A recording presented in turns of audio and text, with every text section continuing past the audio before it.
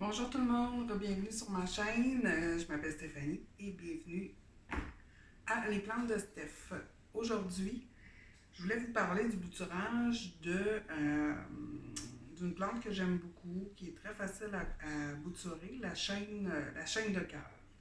Ou de son vrai nom, je me suis marqué, je ne retiens jamais ce nom-là, c'est la Ceropegia woodii. J'ai ici la chaîne de cœur normale. On voit là, ça fait des belles grandes tiges comme ça tombantes. Puis j'ai aussi la version variegata qui a du rose. Attendez, je vais aller vous la montrer plus proche. Je suis un petit peu loin de... Elle a vraiment des belles teintes de rose dedans. On voit mal à cause de la lumière, le rose sort pas très bien. C'est une plante qui se bouture vraiment très bien. Puis je vais vous montrer aujourd'hui ma technique. En fait, il y a deux techniques, mais moi, vous me connaissez à vouloir des plants bien fournis. On peut toujours prendre une grande tige comme ça, puis d'aller couper juste en haut d'un nœud. Puis ici, on voit, là, il y a comme une petite boule blanche. Ces petites boules blanches-là, je me souviens plus du nom exact, mais ça va faire en sorte que les racines vont prendre beaucoup plus rapidement.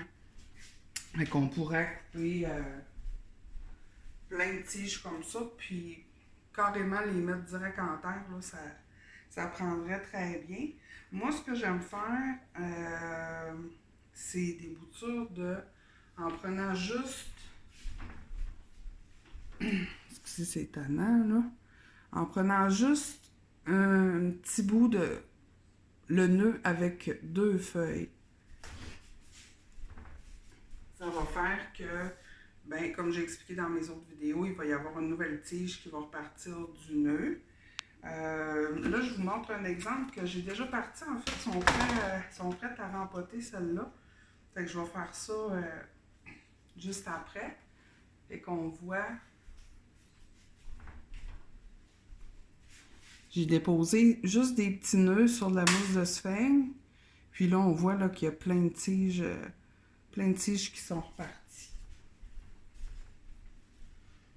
J'ai déjà fait un test aussi direct. Au lieu d'utiliser la sphène, je l'ai faite sur terreau, puis ça a super bien fonctionné. Donc, les deux méthodes fonctionnent bien. Vous voyez, c'en est une que j'ai partie ici. J'ai fait un mélange des deux, là, de la régulière puis de la variegata. Une fois qu'ils ont... En fait, je les avais partis sur de la terre, mais dans un plus petit pot comme ça. Puis une fois qu'ils ont été bien racinés, puis que des nouvelles tiges se mettent à pousser, ben là, j'ai mis ça dans un pot plus gros. J'en ai mis vraiment beaucoup pour avoir une plante vraiment, excusez-moi, très fournie. Donc, qu'est-ce que je vais faire ici? J'ai déjà coupé là, beaucoup de petits... On l'appelle aussi la méthode papillon. Fait que ça, c'est tous mes petits papillons, un nœud de feuilles de la plante.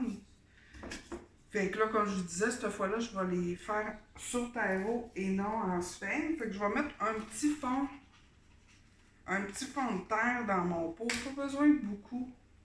Regardez mon pot, là, j'ai peut-être mis ça de terre au fond. Fait que ce que je vais faire, c'est que je vais venir déposer mes petits papillons sur le dessus de la terre. J'en mets plusieurs pour que ça fasse vraiment une plante bien fournie. Ce que je ferais avant aussi, par exemple, c'est que j'irais avec une bouteille spray, là, j'en ai ici.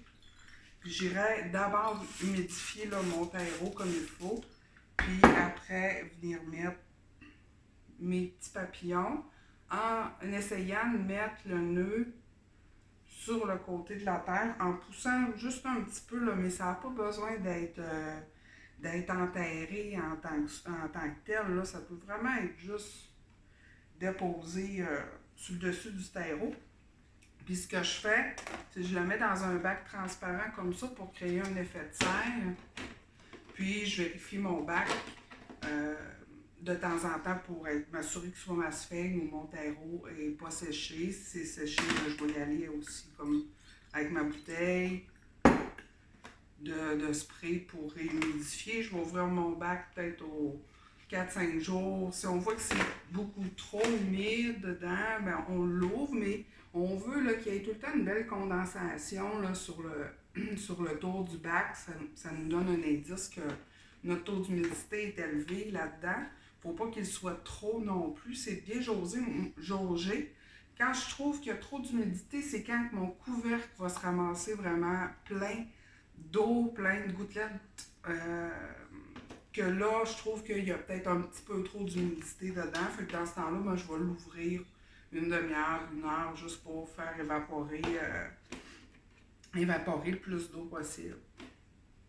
Donc, je vais mettre ça ensuite dans un endroit très lumineux, pas soleil direct, mais très très lumineux, fait que soit près d'une fenêtre au sud, mais en retrait, ou sous des grow lights. Moi, ils sont en dessous de mes lumières que j'ai là, dans ma pièce de bouturage en haut. Fait que c'est ça, c'est une petite vidéo bien courte là, que je voulais vous partager ma technique de cette belle plante-là, la chaîne de cœur, que pas mal tout le monde aime. Je l'ai essayé autant avec la variegata que la normale, puis ça fonctionne très bien. La variegata, c'est un petit peu plus long, comme toutes les plantes variegated, là, c'est toujours un petit peu plus long à pousser. Fait que j'avais parti en même temps que celle-ci, la normale, la pas panachée, puis j'avais parti la panachée, la variegata en même temps, puis la variegata est beaucoup moins avancée, là, je suis pas prête à les rempoter tout de suite, tandis que la normale, elles sont prêtes. Fait que ça prend un petit peu de patience. Eux autres, je les avais partis à regarder. Des fois, je marque la date sur mes bacs pour savoir combien de temps que ça a pu prendre. J'avais parti le 20 août. Aujourd'hui, on est le 31 octobre, donc vous êtes à peu près 2 mois. Puis, vous avez déjà là, une belle plante, là, vous êtes prêt à partir. Moi, ce que je vais faire, en fait, c'est ça, c'est que je vais en remettre dans des petits pots comme ça. Comme j'expliquais aussi, il ne faut pas y aller dans des trop gros pots.